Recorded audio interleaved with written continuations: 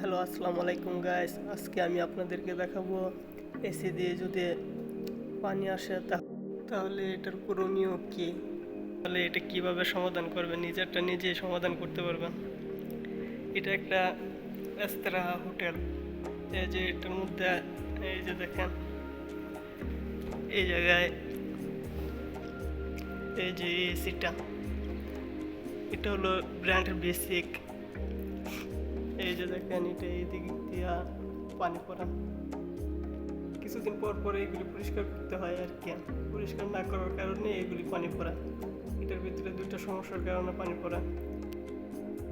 এই ঢাকনাটার ভিতরে এই জায়গায় এটা খুললে উপর দিয়া এই জায়গায় ফিল্টার আছে জালির মতো, এটা পরিষ্কার করতে হয়।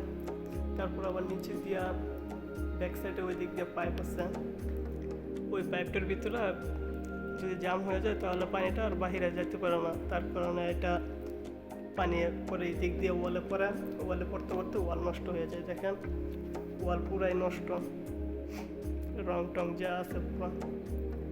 তাহলে চলুন লেটস গো, দেখা যাক কীভাবে এটা ঠিক করে পরিষ্কার করতে হয়।